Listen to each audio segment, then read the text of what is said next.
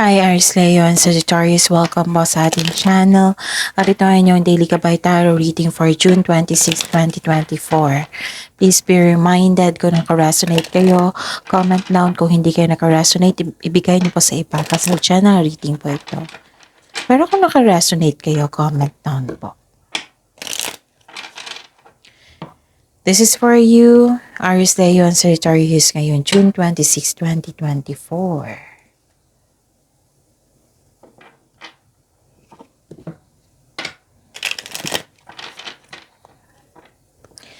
Gamitin ang reading na ito bilang gabay lamang. Please like, subscribe, and click bell button for notification para updated po kayo sa daily tarot reading natin. Maraming salamat po.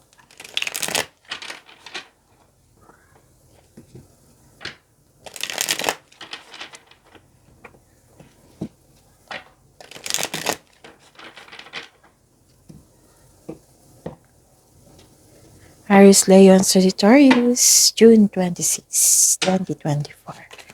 Spirits Guide, maganap pa para kay Aries, Leo, and Sagittarius, June 26, 2024. I need 3 cards po.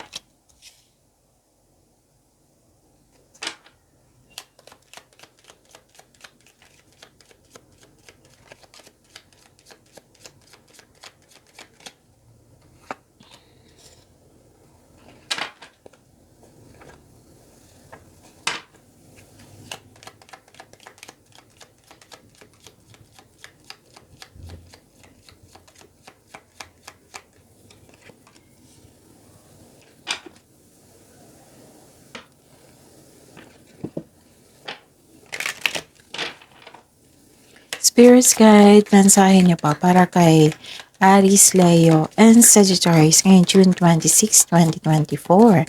I need 2 cards po.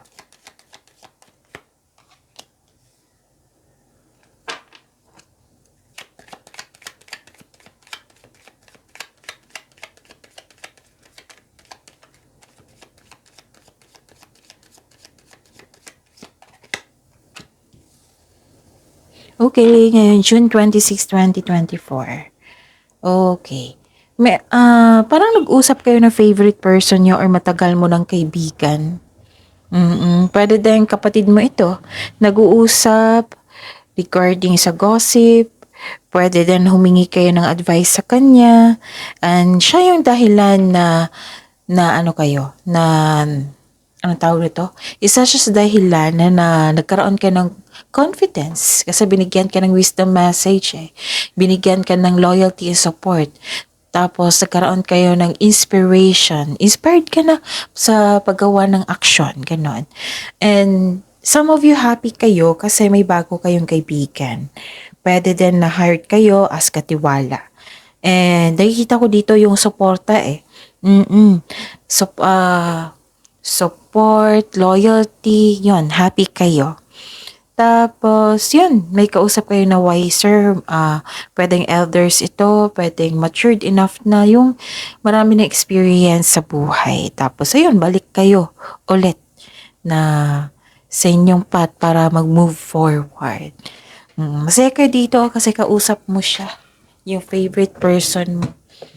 Okay, ang mensahe po dito,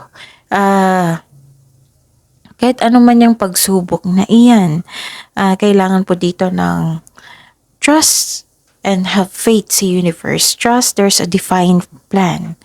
Oo, na mismo kayo ang kumi-question sa inyong sarili. Bakit ang hirap? Bakit may challenge? Bakit ganon? So trust there's a divine plan. Okay? Tapos take your first step also. Begin now. Begin your plans. Begin your ideas. Ganon. Spirits Guide. Ano pong energy ni Aries, Leo, and Sagittarius ngayong June 26, 2024?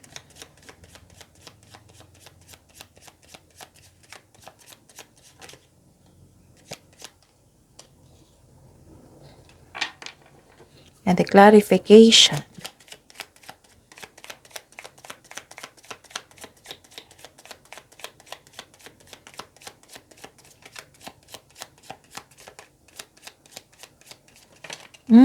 Kunin ko to ha.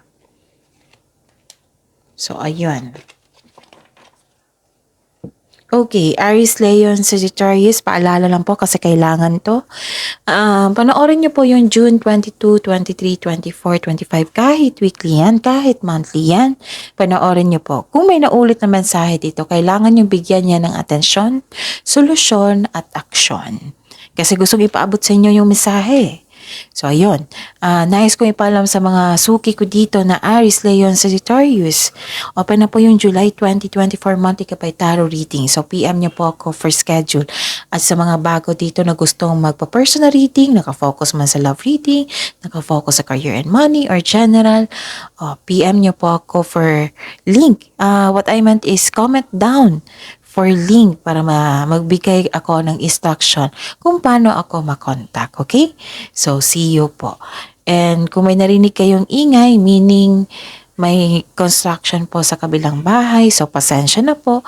Tapos, focus kayo sa mensahe para may makuha kayong gabay. Tapos, don't worry, nakafocus ako sa reading natin ngayon, okay? Aries, Leo, and Sagittarius. May nakita ko ditong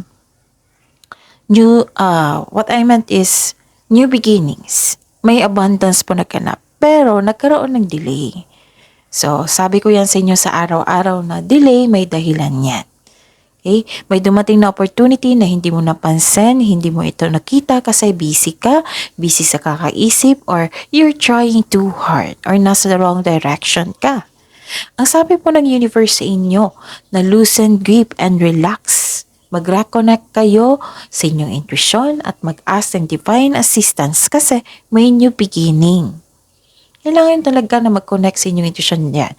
Tapos kung hindi nyo alam kung paano mag-connect, then panoorin nyo yung May 17, 18, or 19 nyo. Andun po, diniscuss ko doon. Okay? Tapos yun, mag-reconnect kayo sa inyong intuition at mag-ask kayo ng divine assistance. Kung nagkaroon mo ng delay, hapaan ng pasensya at intindihin and make yourself busy also. Okay? And ingatan din ang inyong kaperahan. Kasi may nakita ko dito, loss of money, maaring ninakaw, maaring nawala, maaring na-damage, ganon. So, ingatan nyo po. Okay? Simula sa ngayong araw na ito, hanggang 26 and 27. So, pag-isipan mo niya ng mabuti at mag-ingat. And nakita ko dito, palagay na kayo. Palagay na kayo sa inyong, kasi may nakita kong wealth and generosity. Kayo ay maasahan sa mga bagay, mahusay sa buhay. Tapos mahilig kayong magbigay ng tulong, lalo na't pera. Kailangan ng isang tao, ibigay nyo talaga. And nakita ko dito na you are boss. You are a good leader because you are born to be a good leader. And may nakita ko dito financial stability. So this card tells you to take leadership role or make financial decisions on behalf of others or take action towards your goal. Okay? Kasi may nakita ko talaga ditong pag-angat, tagumpay. At katatagan ay nasa iyong kamay na. May magbigay ng tulong sa inyo. Nakikita ko dito. Or kayo ang magbigay ng tulong kasi matulungin kayo. Spirits, guys, career and money po ni Aries, Leo, and Sagittarius ngayong June 26, 2024.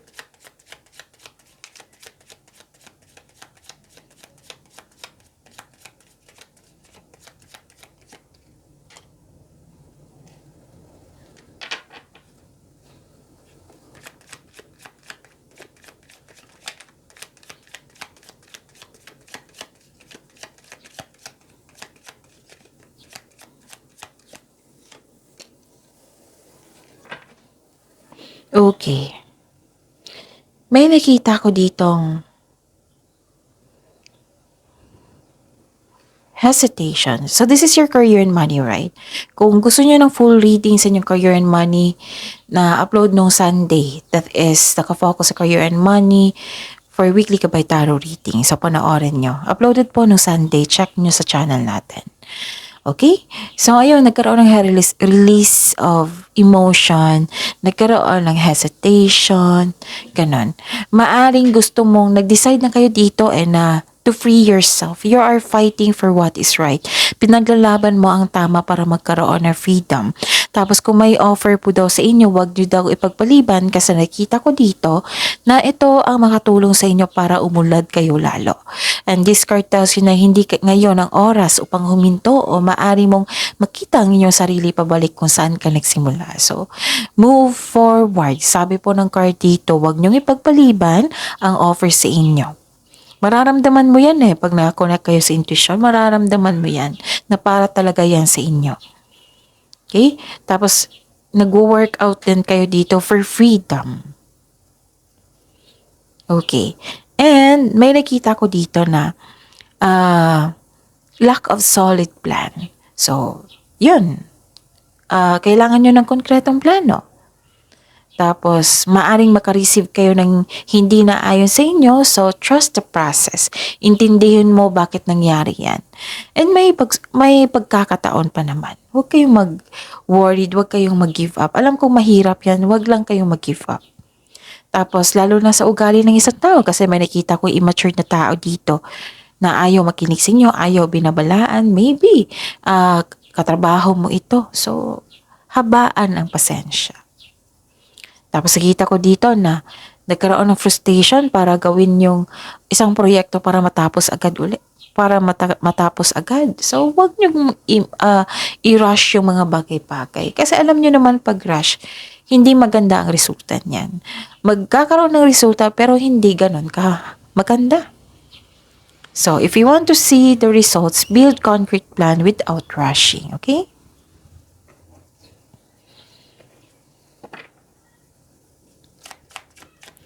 Spirits, guys, love, life, self-love, partnership, and romance ni Aries, Leo, and Sagittarius ngayong June 26, 2024.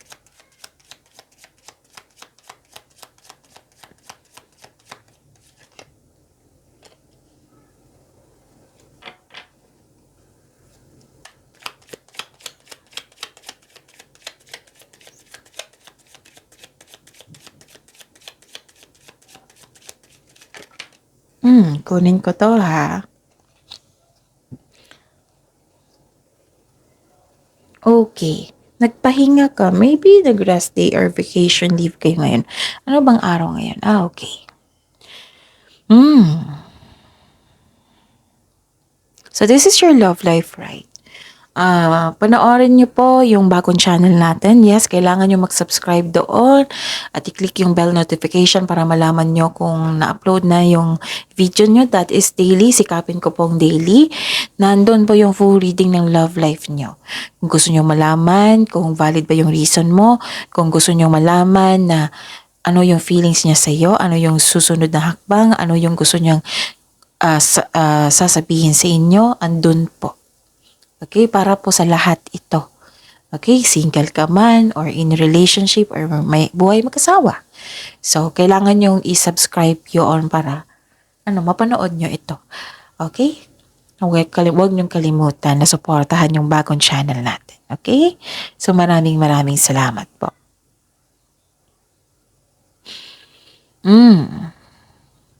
So, yan yung sabi ko kanina, nagpahinga kayo. May pagsisiyat sa sarili. And some of you sa mga single dito, ayaw mo munang makipagrelasyon o ayaw mo magtanggap ng date. Gusto mo munang mapag-isa at mag-isip na yung i-evaluate mo yung priorities mo sa buhay. Focus kayo sa inyong career and money ngayon, sa inyong sarili. Tapos gusto mo magkaroon ng pagbabago bago ka pumasok sa buhay ng pag-ibig.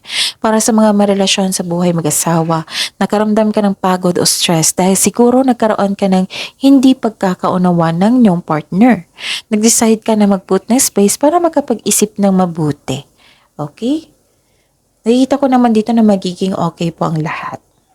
Kasi ang pagpahinga, putting space is a sign of respect to yourself and to your partner also. Tapos, kung magpahinga kayo, mag-increase ito ng productivity and a healthier mental state. Okay? At ang ganda naman kasi may pagkakasundo. Magiging okay din ang lahat.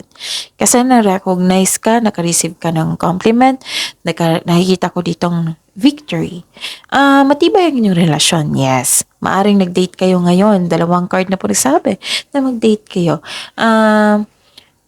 Ang sabi ko kanina, di ba, huwag kayong mag-alala na magkakabati din kayo. Magkakabati po kayo. Mag-date pa nga kayo. Sa mga single dito na, yon, ang iba sa inyo, handa na kasi stable na sa inyong career and money. And some of you, hindi pa talaga.